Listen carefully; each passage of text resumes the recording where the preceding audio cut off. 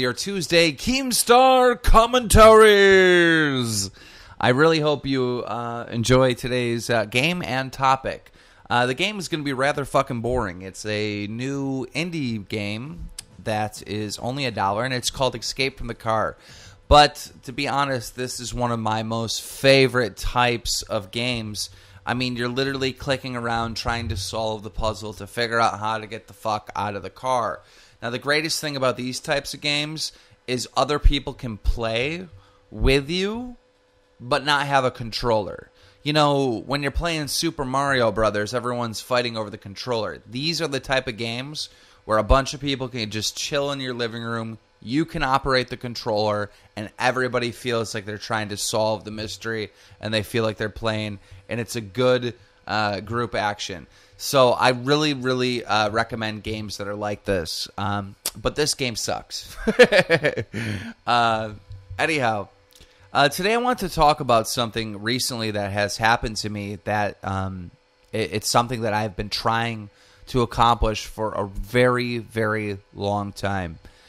I guess it all started when I was 23. When I turned 23, something strange happened in my life. And I woke up one morning and I wanted to know everything.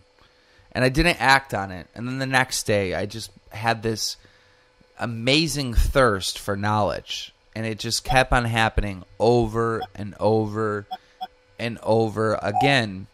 So after about 6 days, almost a week, I just decided to go on the internet and just start learning random stuff.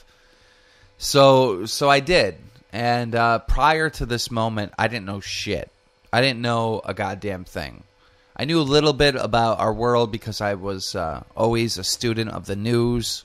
I knew not to trust the news. I knew to look at many different sources. But I really didn't know a lot of stuff.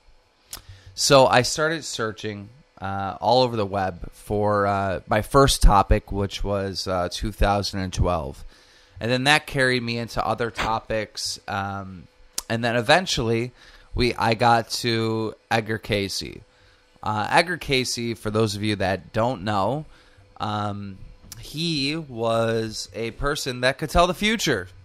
And he could go into this state of mind and literally read your body like an x-ray machine and tell you what's wrong with you and what you needed to do to cure yourself. Edgar Cayce was a prophet, but I mean, he had documented proof. I mean, there was like 30,000 different cases that was all documented.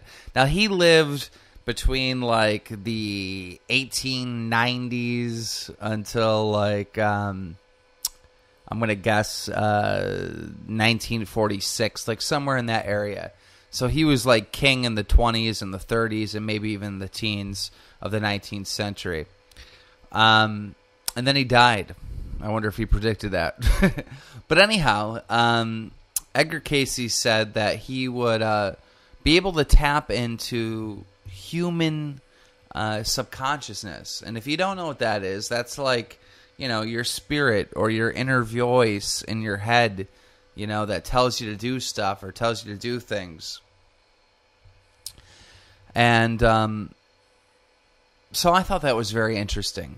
And I never forgot about that. And he said that not only can he do it, but he thinks that we all can do this. We all have this ability. And what he would do in order to tap into this this knowledge in his brain that we all have access to is he would blink his eyes and flutter, and he'd be in kind of a state in between being awake and being asleep. You know that weird feeling when you're about to fall asleep, but then you wake back up and you're like, oh, wait, I'm still awake. And then you fall back asleep and then you wake up again and you keep going back and forth. You know that little land in between your sleep and you being awake, that little space? He would go into that little space in between the two and tap into something, which I thought was awesome. So recently, I came across DMT. But before I get there, I got to talk about something else. So that was when I was 23, and I learned about a bunch of this stuff. As I became 25, I had a roommate. His name was Jeff. He was much older than me. And me and Melissa lived in one section of the house, and Jeff lived in the other.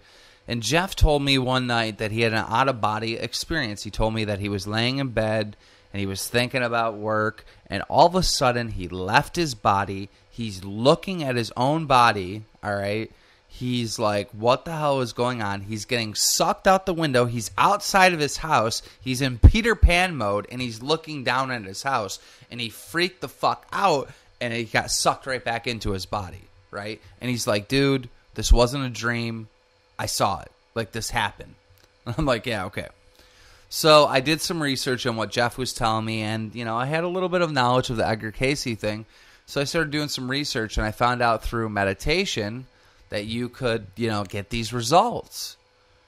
So for about 2 months, every single day, I tried to meditate to get an out-of-body experience, and I was close numerous times. I could feel something. I could hear this buzzing noise, but I couldn't actually leave my body, so I gave up. Now let's fast forward to the present day. I'm on fucking Xbox, and I see this documentary called DMT, all right? So I buy the documentary, I watch it. Joe Rogan's like the host of it, all right? It's this example, experiment that this guy did at the state of Arizona, all right? And what he found out was that this DMT stuff that's in our brain, all right, it's like the greatest hallucinistic or whatever the fuck it's called. I'm not even saying it right. Known to man. And our brain creates it and releases it every night when we go to sleep. It's like the spirit molecule. All right? So what they did, and this stuff is in everything. It's in plants, it's in animals, it's in every living thing. You can find this molecule, DMT. So what they did is they created some DMT and they gave it to people. All right? They injected it right into their bloodstream to experiment and see what happens. These people literally left planet Earth. And I'm not talking about like, you know, they were in another realm or they think that they were in another realm. They were in another realm. They actually tapped in to your human consciousness and they went to outer space. Like they seriously saw, you know, stars and they saw a part of the world that we don't know about. All right. Now, in reality, in this realm, you know, we justify everything by being able to touch it and see it. You know what I mean? That's how we justify that it's real, that it's here. All right. This other part of the brain takes you to a different dimension, and you can't write it off like, oh, you're just dreaming or you're seeing crazy stuff. No, you actually go there. So I started doing a little research on the DMT, and you know, I'm convinced that that it's the easiest way to see the face of God, to see our Maker. So after watching the documentary, I lay down and I truly just sit there and focus. All right, because I have no access to DMT. I know I can get a kit and draw it from grass or whatever, but I have no access to DMT. All right, so I sit there and I just literally try to focus and just try to meditate. And after about 30 minutes of straight meditation, no joke, all right, I swear to God, no troll, no bullshit, I left my body. I saw myself on the couch. I saw everything in detail. I started floating up. I started going out the window. All right. I'm looking at the front of my house, and all of a sudden it gets cloudy, and I could feel myself getting pulled back. And bam!